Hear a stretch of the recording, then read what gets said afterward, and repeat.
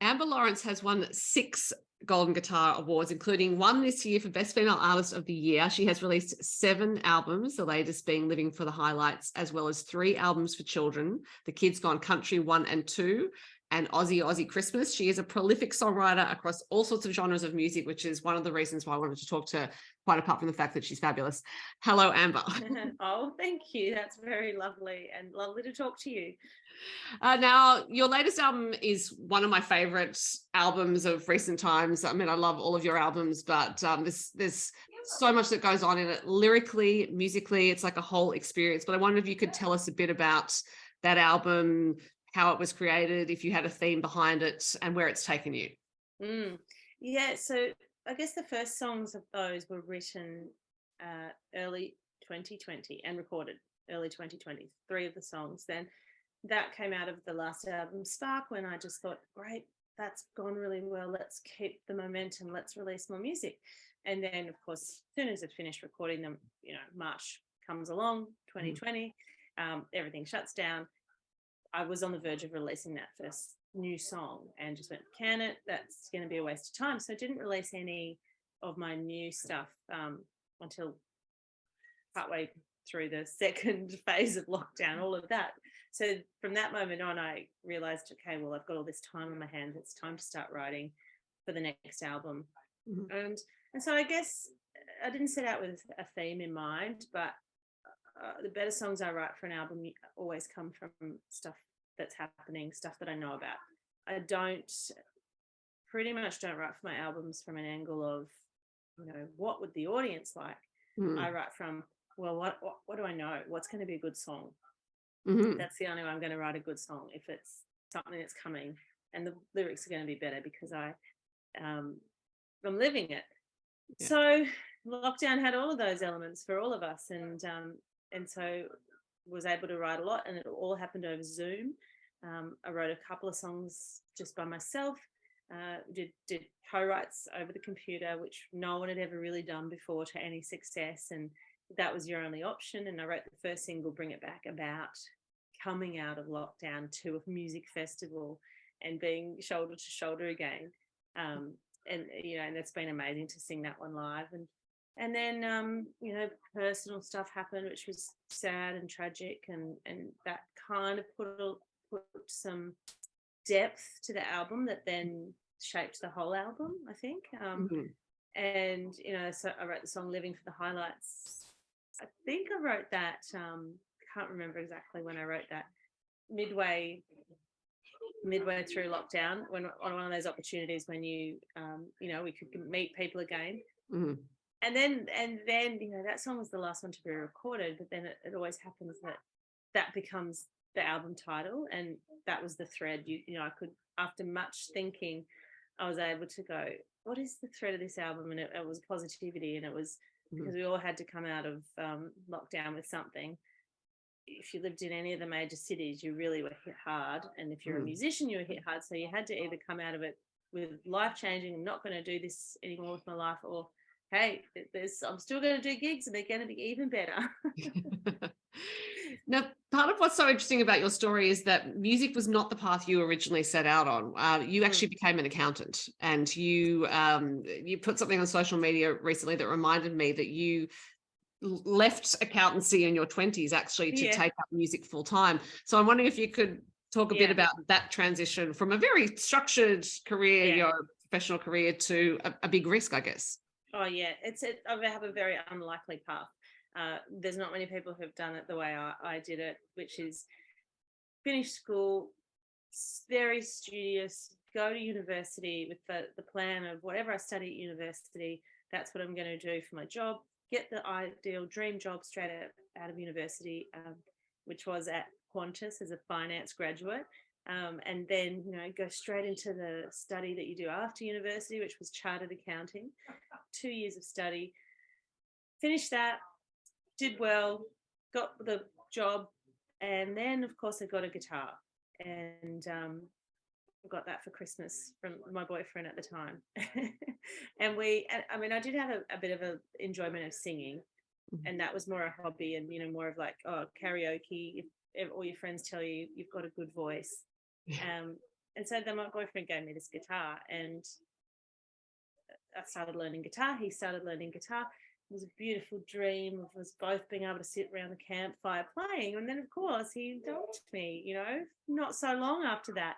And, when I say dumped, heartbroken. Right. I thought that was going to be the man I was going to marry. I was 23 years old, so probably too young. But so I was left with a guitar, and I started writing songs. And that's really how it all happened. And I wrote my first song with never an intention of I'm going to win 6 golden guitars. It was I'm writing a song for therapy. And then I started playing the songs. And then I started going to songwriters' nights. It was a long road of improving my skills. And I used to just sit at home every night after work, practicing guitar and writing songs. And then, to say it was so gradual that one thing led to another. The fact was I got enough songs to record an album. Right. I recorded that album. I think I was 28 years old when I recorded it. It got nominated for Golden Guitars. And I really couldn't do both anymore. I couldn't be a serious chartered accountant and then on the weekends be a musician, drive home from wherever I was to get back to work. And I had to make a decision. And it wasn't really that hard to decide. A lot of people go, gosh, that must have been hard. For me, it was actually harder to stay. It was harder to give up on a dream that seemed to have some kind of momentum to it. And again, at that point, it wasn't like, well, I'm going to be rich and famous. It was just about I'm following what's really making me excited about life, and people are liking these songs. So let's keep going on this journey. Yeah. And there's a song on one of your previous albums, Outrageous, which pretty much says it would be outrageous to not follow that dream. Yeah, that's right. Yeah. And, the most common thing people say to me is, I wish I could sing, or I never had the opportunity. And I know that would be me if I'd stayed in a chartered accounting job. Yeah, I'd have a great job, and I'd probably have a heap of money in the bank. But I would be the person at a party going, wish I was that person on stage. I could have done that. I could have been that person. So I just don't regret that I gave it a shot, and still going. You sure are. No, but you said when you started writing songs, that was therapy for you. But of course, as time goes on, you become a professional songwriter as well as a professional performer.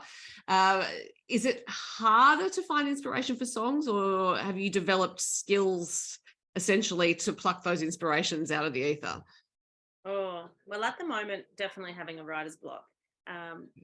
But I do trust in the process. I have a writer's block at the moment because last year was such a big year, and it was successful, but it was exhausting as well. I put everything I could into that year to really achieve what I wanted to with the album, for it to be heard, for it to be recognized.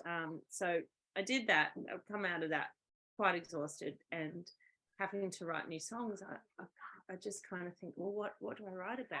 I don't want to write about everything I've already written about. I've done it many times, 7 albums. So I am struggling a little bit to find inspiration, but I always know that once I go, come on, sounds a bit weird, but come on, brain, let the ideas come in. You start listening more. You start watching movies and going, well, I could write a song about that. Or, you say something to someone, and instead of, when you're not in songwriting mode, just not taking any note of it, you'll say to yourself, oh, that could be a song. So that's starting to happen now, where I'm always catching myself saying songwriting and putting it in my phone. And it's going to take a while for them to turn into good songs, but at least I'm starting the process. Yeah. So it sounds like for you, it's a conscious decision of like, okay, now I am starting to make an album. I'm working towards writing the songs for that album, and that really flicks a switch in your brain, which is so interesting, because I think you can probably only do that with your amount of experience, if that makes sense. Yeah. And I think early on, the first albums were written. Sorry, can you hear the screaming? It's quite all right. Oh, no. The early albums were written much more like that. I just write because I'm inspired, and I'm falling in love here, and I'm breaking up there, and I'm, you're going through all these life experiences. But I think anyone who gets a bit older and can't rely on their life to provide all of that emotional content, that's needed. They have to be able to just tap into other people's lives. And I mean, my last album, there were quite a few songs about my best friend, who wasn't me, posing that I wrote as I was her, because she'd been through a divorce. Right. And I was able to tap into what I was seeing her go through to write songs. So given that you have been writing songs for quite a while now, do you still feel like there are other songwriters who influence you the way they might have when you were starting out? That's a good question. I think songwriters are probably listening to artists more and seeing what's happening in the world of country music and going, okay, that's the style of music that people are listening to. I don't write that style. If I want to be relevant, if I want to move forward with my integrity, with my ideas still, but move into the next sound, okay, who's writing that kind of stuff? So maybe that's probably what I'm doing. Yeah, right. Because I don't want every song to sound like the way I sound, because you got to evolve. You know, like when I brought out Bring It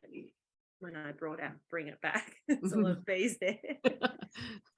That was like a different sound for me, but it definitely was accepted as like a next phase of the sound. So yeah, I definitely want to keep moving forward with what's happening in modern songwriting.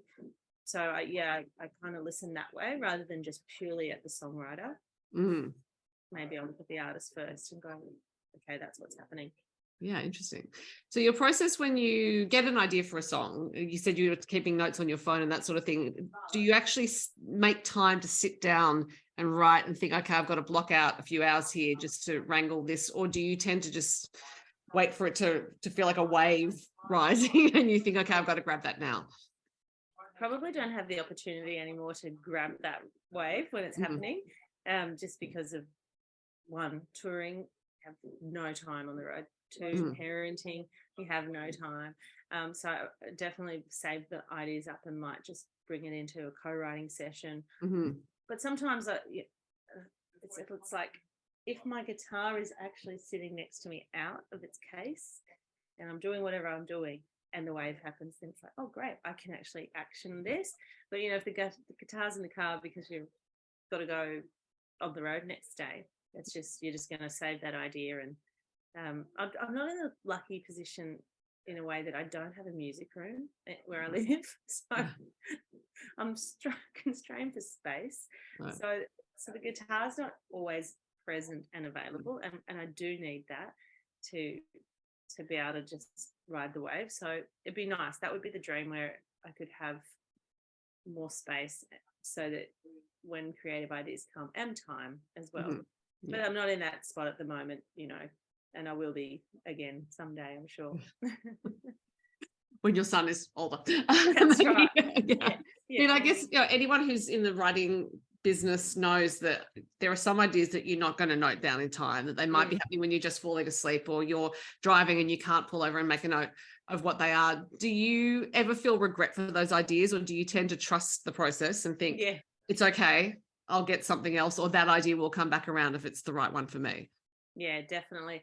I always come up with ideas when I'm falling asleep, never write them down, never remember them, and just trust the process that they're there somewhere in the subconscious. And it's amazing how sometimes an idea, especially in a songwriting session for me, if somebody starts playing the guitar and we're really, or they might play a track or a loop and we're really clear on what this song's going to be about, it's just amazing how these things can pop into your head, and it's like, it's awesome. And so I do trust that. And like I said, at the moment, a bit of a writer's block, and I'm really, gosh, wow, whatever I'm writing at the moment's just horrible. But I'm like, it's fine. I've written good songs before. There's going to be good songs in the future. I just got to wait. Yeah, right. Yeah. So for someone who's starting out as a songwriter or any kind of writer, do you have a tip if they're feeling like they just have no idea what the first thing is to do? Yeah, well, I think the best thing is that we all know how to write a song. Everybody knows how to write a song because we listen to songs all day. You know, we learned songwriting craft by listening to the radio. most songs follow the same format: verse, chorus, chorus. So if you're starting out and you are passionate about songwriting, then it's really about finding something to say that matters. And then if you can find something to say and be able to then put melody to it. Some of the earliest songs I wrote, I did copy structures of chords. You know, I didn't know where to go, but I went, well, that song's got these 4 chords. Okay, that's what I do. I didn't copy melody, I didn't copy lyrics, but I copied structure. And so that's one piece of advice. But something I do say, and I've always got to give myself this advice too, is re-editing your songs will never make them worse. You know, you're only going to improve by going back and changing a word, tweaking this, adding a melody. Because, you know, the first draft of a song, that can be the one you record, but then the second draft, it's going to be better than the first draft. Right. And if it's not better, then you just nailed it on that first time, but at least make sure there's not a second draft or a third draft. And the way I do that most commonly is by listening to my songs while I'm driving. Okay.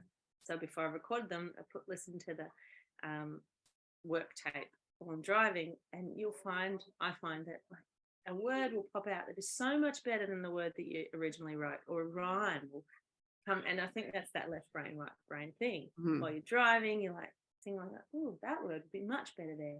So that's something I've found that really works, is just take your first verse, drive around with it, and just keep improving it. There mightn't be much that needs changing, but you'll always find bits that just you tidy up, I guess. Yeah. And was there anyone who gave you any writing advice when you were starting out? Not really. Well, my guitar teacher was the person that made me write a song. I didn't think I was a songwriter, and he said, after the summer holidays, you know, summer break, I want you to write a song. And you know, that all coincided with breaking up with the boyfriend, and so it was great.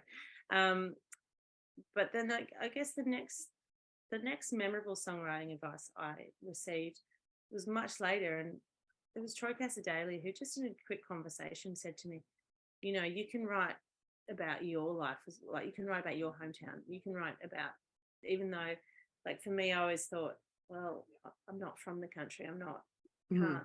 And that's really what led to me writing The Lifesaver, which was, you know, a real ballad about my dad and mum from Maroubra. So his advice of just like thinking small rather than, you know, you've got to write about everything. Yeah. You write what you know, what's close to your heart. And then, you know, like The Lifesaver is the most personal song. You know, it's so specific, but so many people relate to it. Even though their mum and dad wasn't a lifesaver and beauty queen, but they say that's their song about their parents too. So it's really weird how the more specific you can be sometimes is the most general. Yeah, I get teary every time I think about that song. I'm getting teary. And The Man Across the Street, another one of your songs, which is a very personal song. It's about you as a child and a neighbour. And again, not a song about the country, but it is a song that is very specific to your experience. Yes, and again, like that's a very specific story about that one person and me crossing the road as a little kid. Yet universally it's adaptable because everyone knows that man that lived across the street that no one really liked, but one day he kind of helped someone, and then you learn to understand his story. So it's always good having these chats because it always reminds me to go back to those basics, you know. In this writing block moment. Well, and it's fantastic advice for other people as well. Now I'm going to ask you one last question, which is, you're a musician, so I'm going to ask you if you have a favorite author or book that you'd like to share with us. Oh gosh, I was meant to prepare this answer, wasn't I? And you don't have to. Look, one book that, and this is very cliched because it's, you know, the books that I'm really enjoying actually, Adam Kay. He's a doctor that became a writer. So it's quite an interesting story. He's no longer a doctor. He's a hilarious writer. So it's all about his journeys as a doctor. But I did love Where the Crawdads Sing, the book, not so much the movie. But look, I love reading, but it's a leisure pleasure, it's like time is deprived. But it's the hardest part, picking a book, isn't it? It's like Netflix. Like That's right. you need like music, you need someone to tell you what's good, what to read. Yeah. Well, I think that's part of my job here, to tell people what to listen to and what to read. Yes. Amber, your advice has been amazing. It's been so interesting to talk to you, and people can go and find your music on streaming services or CDs, I think, available from your website maybe. Yes. Thank you very much for your time. Thank you. And if you do go to Spotify, don't be alarmed if you hear one of the songs we've talked about and then we break into songs such as Down on the Farm or Big Mack Truck, because they are children's songs intermersed into my catalogue. And sometimes people are like, what is this? Well, actually, in fact, that's just reminded me, I forgot to ask you about writing. I said at the top I was going to ask you about different types of writing, so I wasn't going to tack this on as a coda. But yes, you do write for children. As I said, you've written for other sorts of things. Is that a gear change in your mind when you're writing that? Like you have it almost as a separate compartment? Totally. Yeah, kids' songs are more about, what is this song about? How do we make it fun? How do we make it enjoyable? And that, you're not writing from how do I feel? What's my emotions? You're like, this is a song about going to the beach. What do you do when you go to the beach? You get sand in your shoes.